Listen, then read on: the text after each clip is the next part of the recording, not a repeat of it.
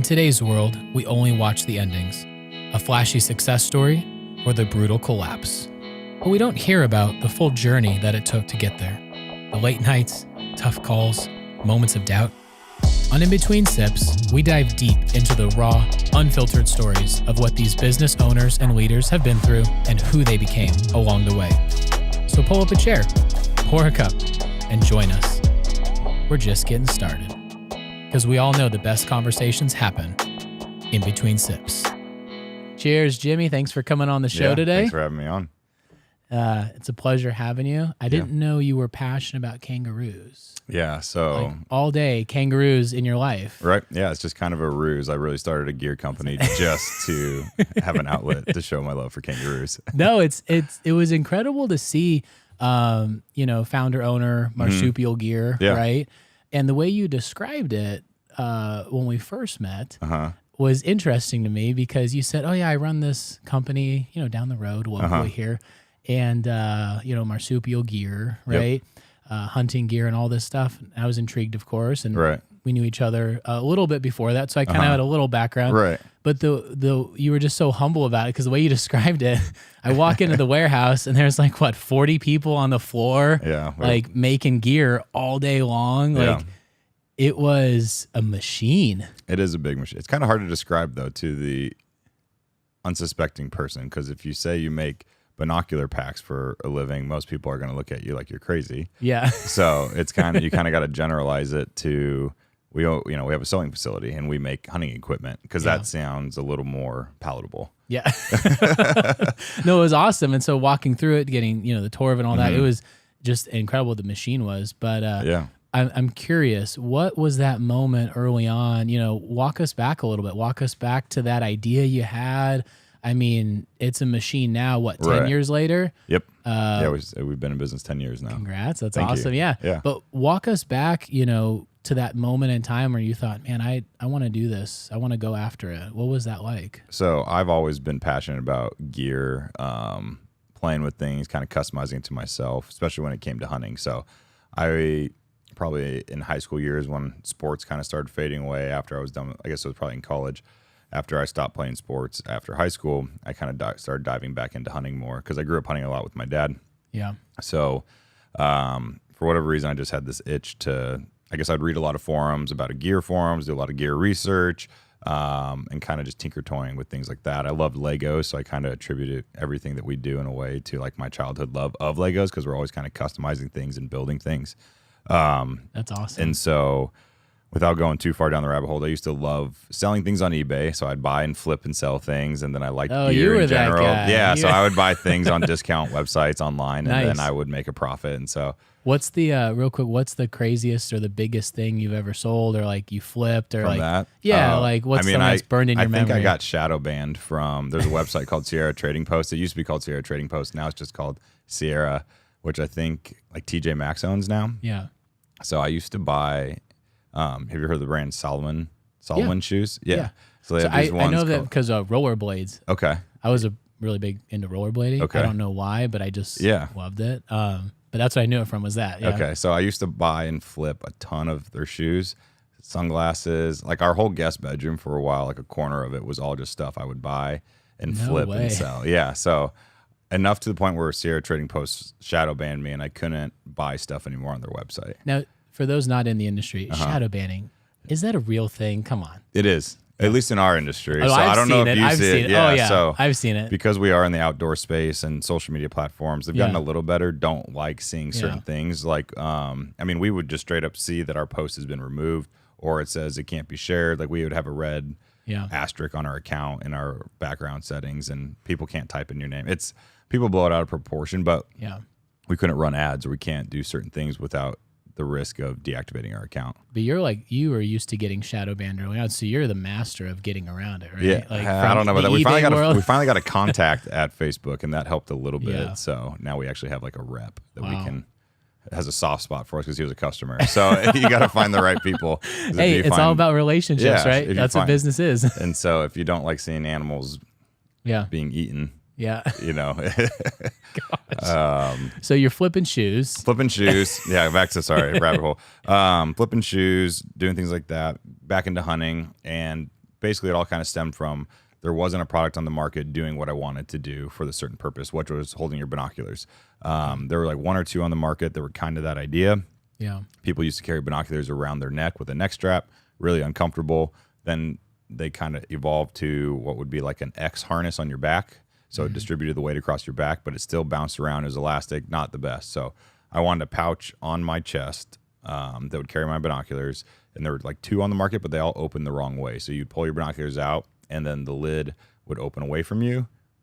And then it would fold up towards you, and you'd pull your binoculars out, and then it would cover the opening. And so you're constantly fighting this lid.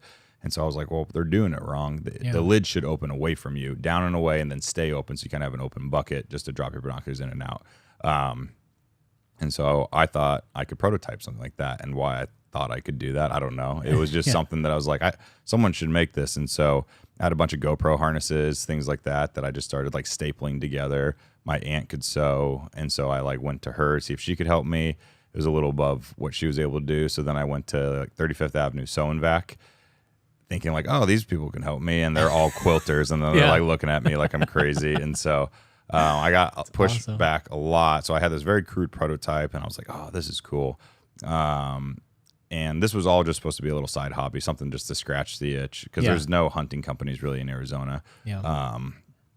And so I just started searching online about sewing your own products, and lo and behold, I found this one website in Arizona that was called Spectrum Products, and it was like all text-based. Contract sewing is what it said. They can help you prototype. Contract sewing, yeah, which is a word now that is very much in my wheelhouse. But then I was like, oh, I have no idea what this is. And it said prototyping. We do prototyping. So I was like, I'm going to call him. I called him up, and the guy answered, and he was like, yeah, we can do prototyping. We can make anything you need. Wow. And so I made an appointment, and that was kind of the start of Marsupial Gear. So did you have like a design patent at the time, or utility patent? Oh gosh, no. You were just going after. Yeah, I mean, geez, if I knew then what I knew now, things would be a lot different. We could sue a lot of people. But no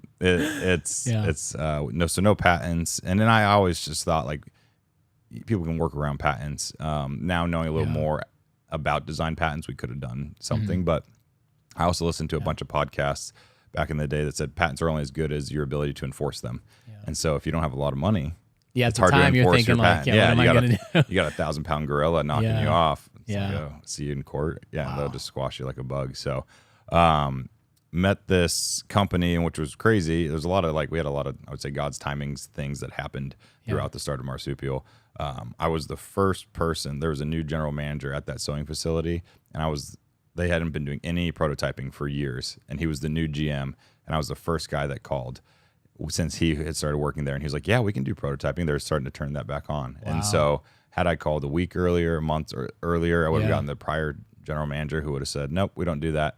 And I mean, I don't know what I would have done from there, but there's just a lot of little things like that. And so they take me in. I had a meeting with them. I presented the 3 products that I wanted to come out with. Yeah. And, they presented me the pricing of what that would cost to be able to bring it to market. And so Hannah and I discussed it, my wife, who is really the backbone of Marsupial, because people don't see her as much. But, I mean, as you know, you rely on your spouse a lot just for insight and everything support. And we agreed that we were going to take basically our life savings at 24 and 25 years old and pour it into this. Wow. Which was not a lot, but it was a lot. All we had to our name. Yeah. So did you have any kids at the time? No kids. No. So what was that conversation like? I mean, Hannah knows I'm very passionate about things, and she's a very supportive wife. And I just kind of laid it all out to her. And I mean, I was like, I have this idea to make a binocular pack, and it goes, everything I just kind of told you how it would function. And she was like, yeah, you should do it. And then kind of doing my research. And I think it showed, because I mean, I was doing research here or there. She knew I'd been selling things for a while, and that it was something that I was passionate about to do. And so she's very supportive in general. And I think at that point we had the name Marsupial Gear. I remember I had a light bulb moment about the chest pack and putting the binoculars in there, and it being a chest pack. I was like, oh man, Marsupial would be the perfect name for it, because a marsupial is an animal that has a pouch to carry their young in. So there's like 100+ different types of marsupials. Kangaroos most recognizable. Yeah. And so I thought it'd be pretty cool to have a chest pack company named Marsupial Gear as a play on word for marsupial. And everybody likes kangaroos, which is great. And even have you seen those kangaroos though that they look like all muscled up. There's like those funny memes where it's like this kangaroo went to prison, like he's just jacked out of his mind trying to swing at dogs. I'm working on getting a kangaroo mount to have in the showroom that's all muscled up wearing the Bino Pack. That's awesome. Yeah, so I remember having that light bulb moment of like, oh, kangaroo, and then I wanted something unique in the industry because everybody in our industry a lot of time uses deer, elk, antlers, everything kind of based off of what we're hunting, but no one has a kangaroo. Yeah. And so I kind of wanted to be the pouch company that if I was thinking long term, we just specialize in making pouches. And still to this day, that's kind of what we're known for is making pouches for a bunch of various reasons. So not because you're passionate about kangaroos. Hunting kangaroos. Oh. No. One day. I got to ask though, you're an avid hunter. Like what are some of the more memorable animals that you've, taken down? So to me, the most memorable hunts I have are like spending time with my dad in the field. So hunting gets a bad connotation that everybody is just like in hunting to kill the biggest animal, glory, like, big bad hunter. And really what hunting is about, in my opinion, is spending like quality time with family and friends in the outdoors. Like you talk about your safe space, your quiet place. Like that's, for me, I can shut off the noise. So some of the best hunts that I have been with my dad and friends, just seeing unique places in Arizona, New Mexico, no cell phone service, just stuff people don't see. I'm not the best trophy hunter, so I don't have a wall full of massive animals. But I mean, I've got to do a lot of fun things, especially since Marsupial Gear now has opened up a bunch of different doors. I got to shoot a buffalo with my dad. He shot one in Colorado. That was pretty cool. And like 5 degrees. You guys went on a buffalo hunt in Colorado? So that was pretty cool. We did that. You said in what degrees? It was like 5 degrees. It was in the snow. We were hunting them in the snow. Oh, it was freezing. Yeah, I was laying down in the snow and my hands were so frigid. What, are you born and raised here? I'm born and raised here. Yeah. Right. So am I. So like 5 degrees, I can't even imagine. No, and that's just like the local guys are like, oh, it's cold. I'm like, I am dying right now. We just went to Canada this past summer in June, and my buddy and I went, and it was probably only 50 degrees out, and we were like, I was like shivering because I think it was like, it's 100 and something here still, and my blood had thinned. And then I go up there, and the Canadians are walking around in t-shirts, and I'm like, I have like 3 jackets on. I was just like, I don't know why I'm this cold, but I'm just not. You come back from that trip, and everybody at the office is like, "What's the new product?" You're like, "A jacket." Jackets. We need to get into insulation. That's funny. So man, that must have been a cool hunt with the buffalo. That was really cool, and they're just massive, and didn't realize that until you really get them on the ground. And then going into that too, like we eat all that meat, which is great if you want to go down that rabbit hole of organic meat. And so there's a ton of meat on a buffalo. So we actually were able to shoot 4 on that trip, and we pulled a trailer down there, and it was literally just like a meat locker coming back. So that's incredible. It was crazy. Yeah. So that was probably one of the more memorable hunts, and then that's cool. Yeah. I don't know. I've done a lot, but with I would say honestly, growing up, fishing with my dad and shooting birds with my dad are the most thing that really like shaped me as far as hunting goes. Are my favorite and still like my favorite pastimes. And now that I have 2 boys of my own and a young daughter, starting to get to do that with them is really fun. That's cool. It's really fun. And I'm starting to learn that it's like I have way more fun watching them do stuff than stuff for myself anymore. Yeah, now we understand what our parents said, right? Like, and so like when my dad used to drag me what seemed like at 2 a.m. in the morning to go to Lake Pleasant when Campbell's Mercantile wasn't a restaurant. And we would get water dogs and stuff from on the way to the lake, and it was a single lane road. Oh man. Now there's houses everywhere. That's crazy. I remember that. That was back in the day. Yeah, way back. And I love it. So anyway, so you take your life savings. Have that conversation, all systems go. And then you're like, hey, doors are open. Like you probably had 1,000 orders, right? Day one. Yeah. Right? We've just been crushing it. So we go through a long prototyping process. That takes about a year for them to do that. And then with the prototyping process, we agreed to make 100 of each product. So we made a binocular pack first, a rangefinder pouch, and a fishing pack. And so we made 100 of those each. Seemed like a ton. They go in our guest bedroom. We turn on the website at Shopify because we've been doing a little social media marketing. Yeah. We're like waiting for the orders to come in, and it's just crickets. And I'm just thinking like, oh my gosh, what have I done? And I think we just looked at it again the other day of how many days it was before we got our first order. Yeah. It was like almost a week. But 3 days into it, also, we did figure out from a friend that we didn't even have checkout turned on. So he's like, hey, I went to buy a hat and I can't check out. And we're like, oh my gosh, what are we doing? And fixed the checkout thing, but it was still days before we had an order. And I remember we'd gone fishing at Chevelon Lake with our friends. We're driving back, and it was like 11 o'clock at night. And I remember my phone went ding. Yeah. And I looked down, and it was like, you know, you have an order. And it's like, oh my gosh, we sold one. Yeah. Like, this is incredible. It was kind of like that same. And then you looked down, and it was like your dad's name? Yeah. No, I'm just kidding. It was some random guy. Just some random guy bought a binocular pack. And that's awesome. Yeah, I remember having that happen. It was such like a sigh of relief, but also like, oh my gosh, we can do this. And so then, you know, one order turned into another, and then another. And at this point, I was working for the state of Arizona for a Department of Economic Security. So like I was a business analyst. Wow. So I guess rewind a little bit. I was working for my dad's family roofing company. I did that right out of college. Got to see my dad run a business and how that worked, which was very eye-opening. And looking back now, that taught me a ton. He closed and sold his business, and then I went to work for the state of Arizona as a temporary job, but I ended up working there for a little over a year and a half.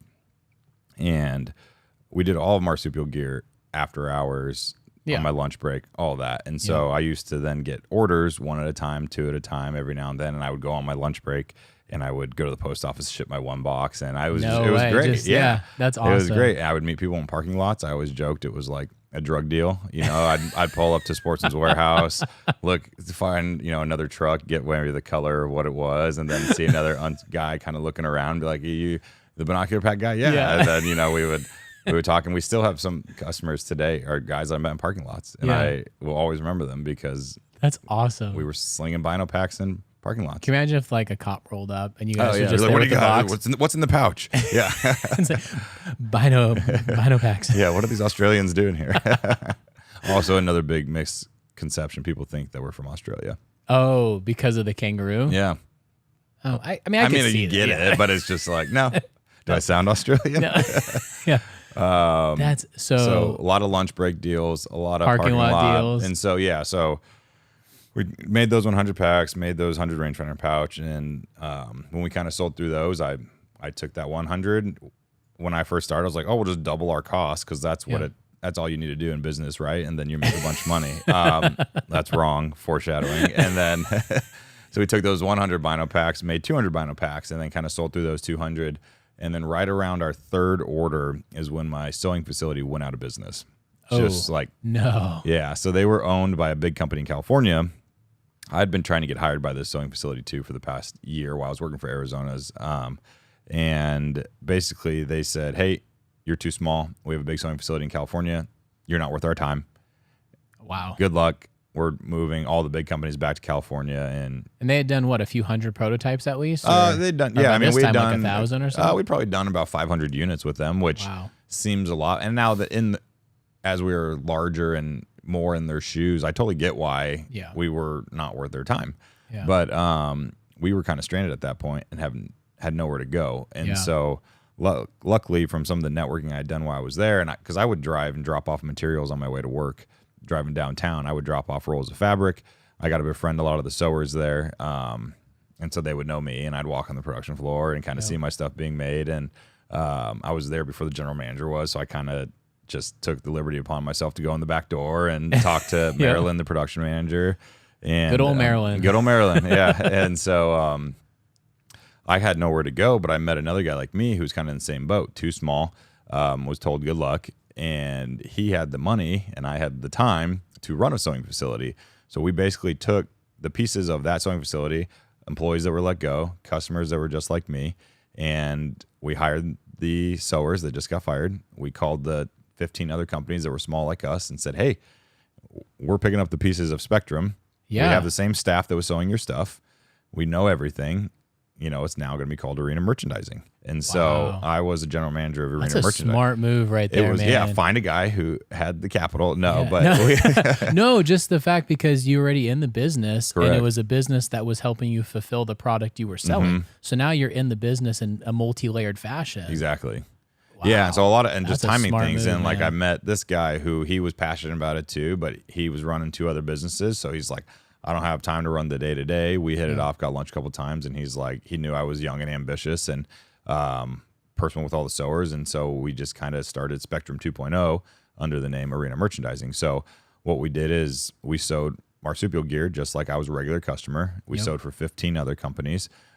We'd make our stuff on a day-to-day basis. I'd get to oversee it, kind of help, massage that through production, and then I'd pay for it, take it home, and then my wife and I would pack and ship in the evenings like we did before. Wow. So I had more control over production, which was great. Yeah. And then I actually learned a bunch from the other companies that we were sewing. I got to learn new materials. I got to learn just how things are made, and just you kind of get inspiration from little things. In totally different industries, you take something, and we used to sew soccer balls for horses. We sewed medical Oh my gosh. first aid. Hold on. I can't let that one go. Soccer balls for horses? Apparently, it's a pretty big market. But It's a sport? No, it's just like, I guess it's like a toy for horses to exercise them. So they take a big exercise ball. Yeah. But they have to. You can't just put a plastic exercise or rubber. Yeah. So they wrap it in nylon fabric that was sewn like a soccer ball, and it would last longer, and the horses could pick it up and throw it. So every now and then, if you drive by enough horse stalls and pastures, you'll see a soccer ball out there. And when you said soccer ball, I immediately you just thought it was just like my competitive polo. spirit Yeah. was like, all right, what's this new sport? It's underground, gambling on horses. Wow. So we sewed that. We sewed tactical products. We sewed first aid kits for airlines. Anything that was basically nylon bag related, we could make. Wow. And so it was a huge blessing to be able to cut my teeth on running a sewing facility before we really went full time on our own. Yeah. Because I got to see the things that worked well, things that didn't work well. And as any business owner, you learn by making a ton of mistakes. Yeah. And so by being able to watch either mistakes of other companies or just even like my own, but I was still kind of protected by the sense of like it wasn't our full-time living. So I mean, I made plenty of mistakes from the beginning all the way to today. What were some of those that you look back on now? You're like, man, I can't believe I did that, but it was a good learning experience. Buying materials, certain things that I think would do well, those products didn't do well. Is that kind of like the high and the low of the business? You're like, okay, I think this is going to do well, and it Oh, doesn't. I feel like, And then all of a sudden, this other product takes off, and you're like, what? I joke with people that I feel like all I really do is gamble for. Like I'm not heavily diversified in stocks and doing that, but it's just like our whole life savings is on this business. I bet a lot of money on products that it's going to work each time, and some are massive duds, and some surprise you and take off, and it's just kind of it's very interesting. What connects with people. And what's the dud that you thought was man. going to do well? Like, what's an example of that one? Certain color patterns, we thought like certain camos would be fantastic, and it's just like crickets when you launch it. And so you build all this hype around it, and then you're like, sweet, we got 20 orders and we made 400 of these or something. So other fabrics that failed, trusting suppliers, they're like, oh, this is going to work, and doing our due diligence ahead of time, taking them at their word, not actually getting proof of it, and then you produce it, you buy $30,000-$40,000 of fabric, you make it, and then all of a sudden the fabric starts failing. And something we've built our company on is a lifetime warranty. We'll always fix it or repair it. And now I have products failing that are out there, and now we have to repair, replace, and I'm out a ton of money for the fabric. So things like that. I mean, managing staff is difficult. But I would say basically buying materials. An early one that hurt is we use a lot of magnets in our products, and rare earth magnets only really come from China. And so I taught myself how to source all these materials just through the internet. And in order to get magnets, I mean, it was like ningbomagnet.com, which was, and I would send an email and then it would be like, Sunflower, it was the name of it, or someone's crazy, like totally fake English name, would email me back at 1 a.m. and be like, we can provide you a quote on these magnets. And so I thought we could get away with these circle magnets instead of rectangle magnets. I wire money to China. Oh man. Just like this address that was 5 lines long, going to Wells Fargo. They look at you like you're crazy. And I'm like, I don't know. That's what they told me. And so I would wire money. And then like a month and a half later, here comes 4 boxes from UPS of magnets. And it worked. I never got burned. I still to this day don't know how I didn't, but they were all wrong. And so it was like $4,000 worth of magnets that are trash. Not trash. They're great magnets. They just don't work for applications. So if you do need some magnets, I still have a bunch left over. They're very strong. And so that's the joke also. Is that I just give people magnets. And a lot of friends have these circle magnets in their house that are very handy. Really? Yeah. So I should have I've brought never been offered magnets. So I'll take you up on that. Yeah.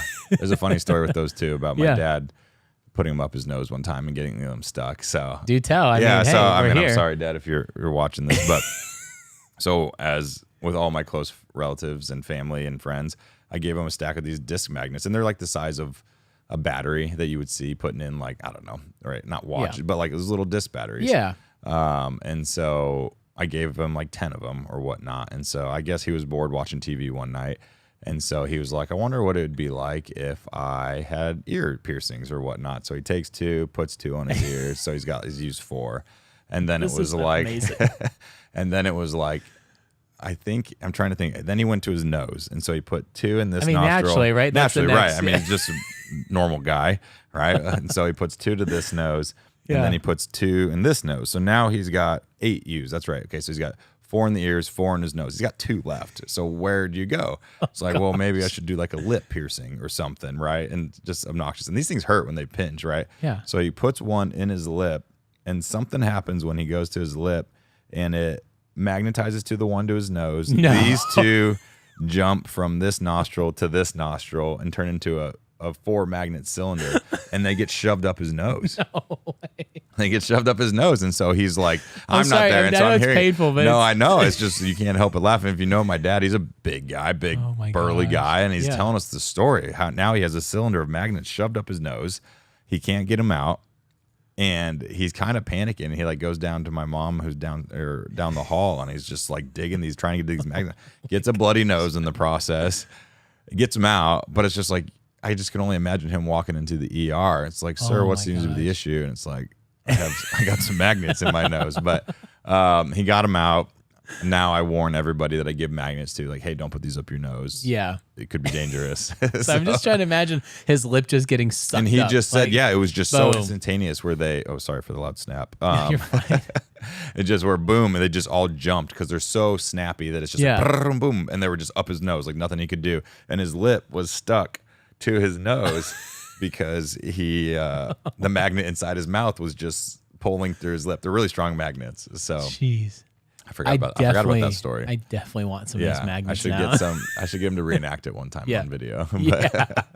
Oh my gosh. So yeah, I mean, I've lit a lot of money on fire, I guess, with bad materials over time. But you don't know until you bring it in. And so, did you ever think going into the product market, like, hey, I have this cool idea for a product? It sounds like you had to become this textile expert, right? Yeah.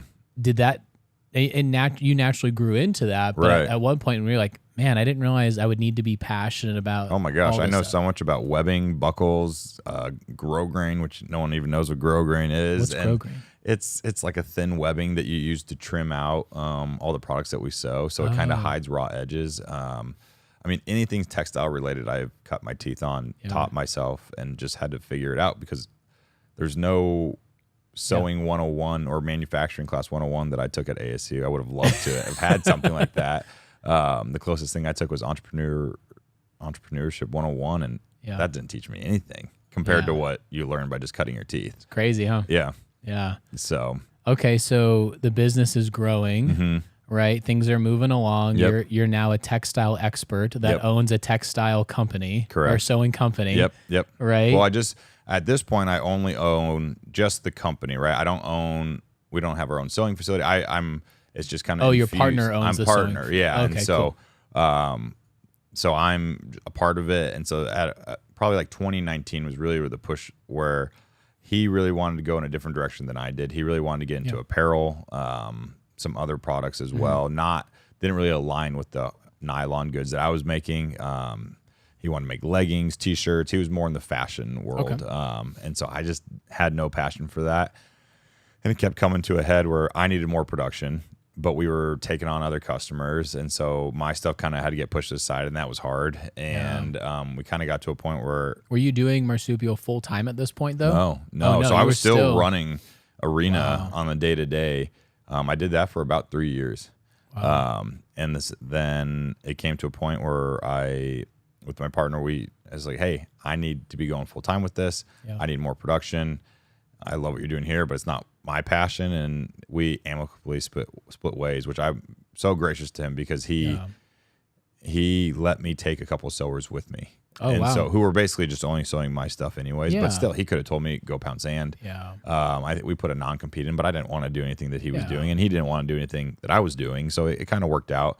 And so Hannah and I looked around. That's really cool. Just side note, I don't want to interrupt you, but so many people in business hear horror stories of partnerships. Oh my gosh. And they're out there, mm-hmm. but so often they don't actually hear the beautiful ones. No, yeah. And so that's really cool to hear. Yeah, it's a good inspiration. I still have a ton of gratitude for him for that because he could have told me no. He could have made it ugly, but he was respectful enough to, wish me the best and, good luck and let me take a couple employees that he was paying, that we, and he could have said no, like they got it. And then I would have really been scrambling. So I was able to, when we got our own space, I hit the gates running with 3 people from the prior facility. And then I called about 3 more that we had fired over the course of 3 years and said, hey, I got my own place. Do you want to come work for me now? And so that was 2019. That was 2019. We signed our lease we signed a 5-year lease in January of 2020. So right before the world fell apart. At the spot that I saw, or was it a different spot? Different spot. We were by Deer Valley Airport. So we got 5,000 square feet. It was a dump. I mean, the power didn't even work when we first were doing the tour. The guy's like, it's been on the market for a while. It was grungy. It smelled like the carpet was nasty. A guy had been living there for, I think, 2 years with his dog. The amount of dog hair in there was just... You could make a blanket with black dog hair. Did you make and sell a blanket or no? No, we should have. So we had been saving all the money from Marsupial Gear. So my wife and I hadn't paid ourselves anything from Marsupial for the past 4 or 5 years. And we just kind of built up this nest egg for this day that we would come to kind of go forward. And so we bought, I remember 15 sewing machines because my dad told me I was crazy for buying 15 sewing machines. And he's like, you got 4 employees. Why do you need 15 sewing machines? And part of the problem is one sewing machine doesn't do every aspect. You have to have a variety of different machines to do different stuff. And I had big aspirations like, no, we're going to have 6, we're going to have 8, we're going to have 10 employees. And we gutted the place, hired the 3, brought in 3 more. And I think we started with 6 or 7 employees when we went full time in January. Wow. And then I'm trying to remember it was like May. When did COVID really... I think it was like March, end of March. Yeah. So that's kind of where, where they did, not to say the lockdowns, but like if you weren't what do they call Essential. it? Essential. That was the word. Because I remember I found that very But insulting. You're providing food for your family. So isn't that's essential? what I said. Tell me I'm not essential, like with telling them they're number one. And we talked to our employees and said, hey, guys, here's what's going on. Everybody's kind of scared. We spread out sewing machines. We got disinfectant for everybody. We're like, we're staying open. If you guys want to continue working, your job's not going anywhere. We need to stay in business. But see, real quick, that's the right approach. And I want to, like you hit the nail on the head. Like, hey, we're going to stay open. We're going to work. If you're not comfortable, it's fine. Your job's not going anywhere. Like you literally served first in all of that, right? Yeah. Okay, we're just going to serve first. We need to keep moving along. Like we're an operating company. Mm-hmm. And again, I don't think many people hear stories of that during that time. They don't hear the stories of resilience and how you as a company served in that first to the employees, left everything open, but still, okay, we're going to space things abide by the general guidelines they wanted. We didn't make people wear masks. I mean, some people wanted to wear masks. We just said, hey, spread out. Yeah. Here's your thing of Lysol at your machine if you liked it. And we just kind of kept doing that. And I think because I want to say we led with confidence and we weren't scared, I think that you could tell everybody was nervous, and then pretty soon it's like, okay, maybe I don't need to wear my mask. You know what I mean? And so we had. Well, and it was like, I mean, you had a smaller shop. It wasn't like you had other people coming in and out. Like, so it's like a small nucleus of people. I just love that example, though, man. Yeah, and then for someone to tell you that you're not essential, like that to me, like is a trigger word, and it was like, you can't tell me that my business isn't essential. I'm going to go to work. And so we lost, I think, 1 employee because she lost her babysitter for her kids, so she had to go home. But we stayed open through that. And then a blessing in disguise was COVID for our industry because it made people stay home. People were bored. People were getting money from the government. Wow. And so they're like, hey, what, their food was kind of not, remember going to the supermarket and there being no meat. Yeah. And so people were like, you know what? My dad used to hunt. I used to hunt. And so people started getting into hunting more. Wow. So the whole hunting industry as a whole blew up from COVID. Like people still talk about, it wasn't as good as COVID was. I love that. And so I love that. I think, the United States, America paid for a lot of bino packs for people because people would come in with their COVID checks or whatever. No way. The stimulus. The stimulus checks. And that's what it was. And so, and we didn't benefit from, so the bad timing was, I forgot what that PPP loan. Do you remember that? Yeah. And so like that paycheck protection loan. Yep. Came into fact. So it was like, well, based on your salary, your payroll from like 2019, the government can help you out. Well, Marsupial Gear didn't pay its employees in 2019. That was always my argument with our accountant. It's like, I don't want to pay myself. We need this money to grow. And so we really, I mean, like, cool. We paid ourselves $5,000. Like, you know what I mean? So we really had to rely on ourselves to stay open. And I do miss the traffic though of COVID as there was nobody on the road. But I didn't even think about that industry. It makes perfect sense. Just blowing up. People are like, I'd like some meat. Mm-hmm. I can go out into the wilderness. Right. I don't have to worry about anything. Yep. So I never put two and two together there on the outdoor industry. As horrible as it was for certain industries like restaurants, things like that, other industries boomed. Wow. And so that was I'm gonna say the good side of it for us. But the downside was all the raw materials, all of our supply chain was just like imploded during COVID. So couldn't get foam, and everything was delayed. We had massive price increases. So you start talking about some of the hardships of business, like, oh, cool, business is booming. In a way, on the back end, because at the end of the day, I tell people we're an outdoor gear company, but what we really are, as you've seen firsthand, is we're a manufacturing company. Yeah. We make all of our stuff in house. So if I can't get raw materials in my building, I can't keep my employees busy. And so, it's not like with any assembly line production, if you're missing one little piece, the whole operation stops. Yeah. Especially when it's a little woven label. It's the first thing you put on. Yeah. If you can't get that woven label, you can't make a bino pack.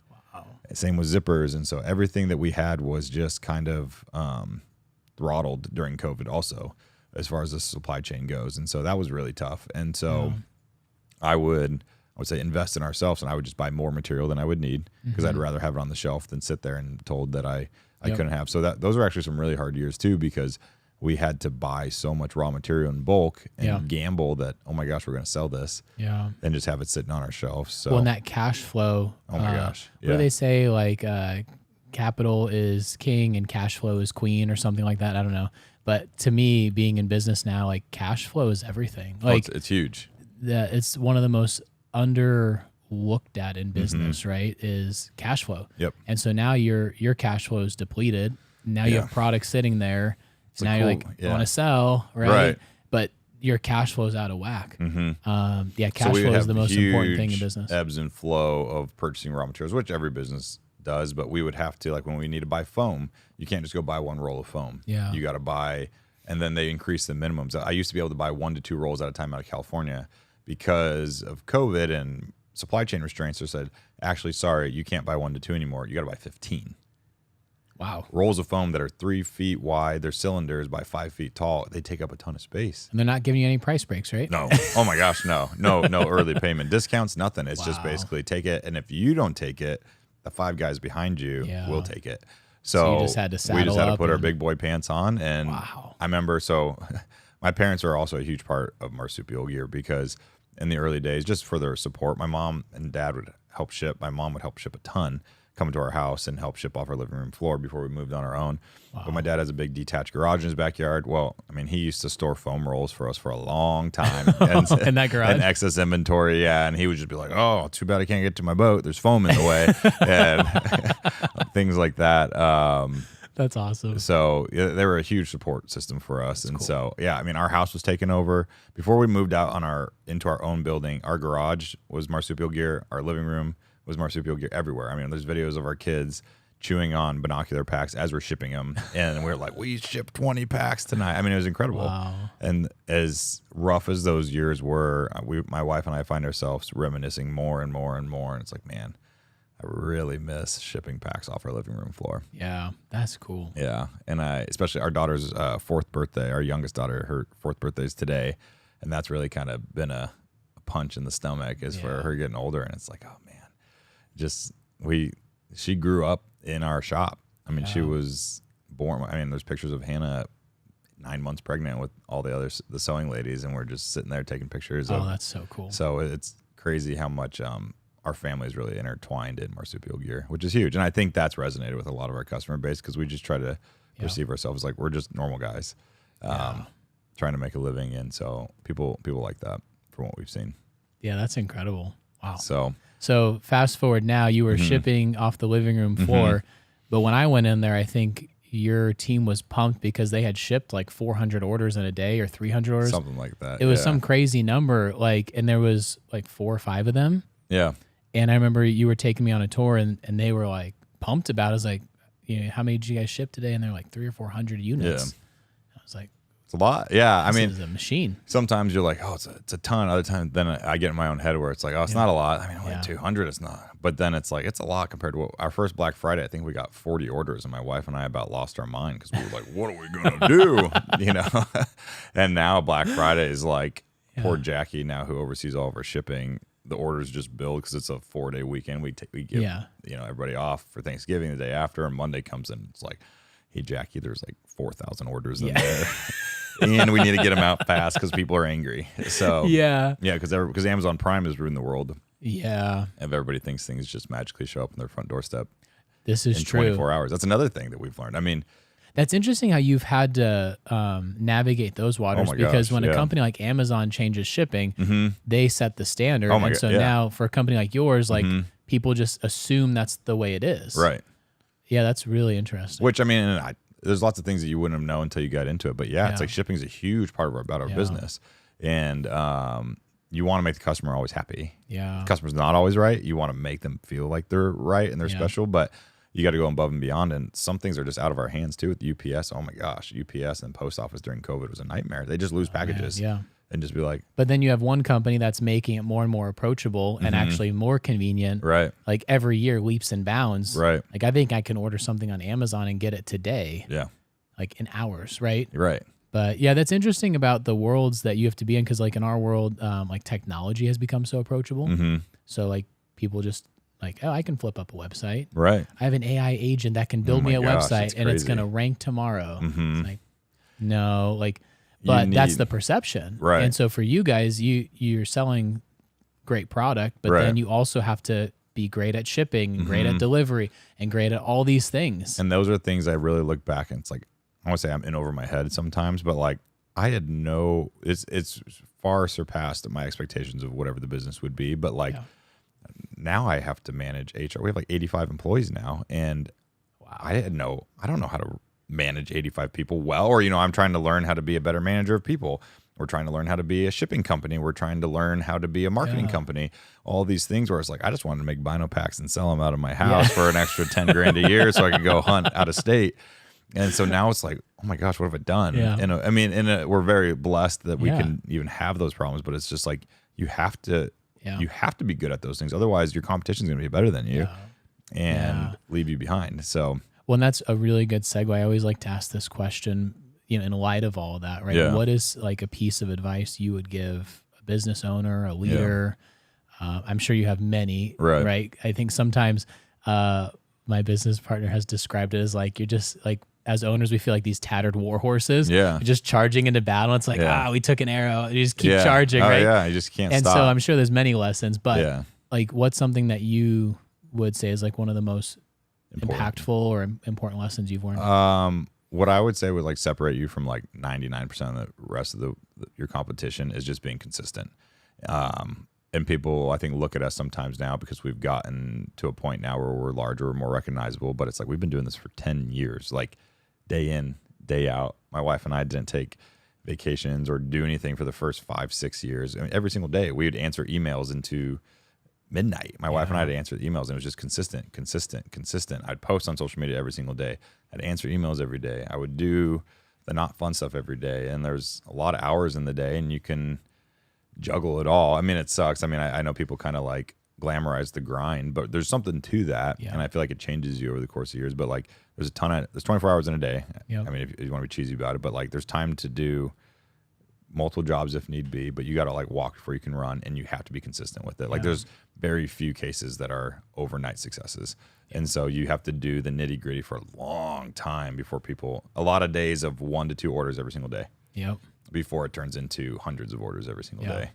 Wow. And so that's where I feel like how we beat our competition is we've just been consistent over time. We have really good customer service, and just treat that's the other crazy. Just treating people like you would want to be treated is such a silly thing. But when you answer people nicely on the phone via email, they're like, oh my gosh, a human answered me. Yeah. Yeah. And they're nice. And they're nice. And Man, so that's awesome. But consistency is what I would say is that, and that's what we still try to do up every single day, is show up, be consistent, and just, it is massive. Yeah. How it pays in the long run. It's very much the tortoise and the hare. And the tortoise always wins. No, I absolutely love that. Yeah. Good to great, consistent execution. I always say I love being somebody that likes to be in the blocking and tackling, right? Everybody wants to take the shots down the field. Oh, yeah. But like games in football are won in the trenches. And that consistency, man, I'm all about it. Yeah. Nice. So that would be cool. my biggest takeaway, I would say, is consistency. Man, well, thanks for popping on that note. Keep doing what you're doing. Appreciate it. Appreciate you coming on and sharing some wisdom with us. But I'm sure this conversation could go on another few hours. But just appreciate you taking the time today, man. And so happy for you, and look forward to what Marsupial is going to be doing in the future. Awesome. Appreciate it.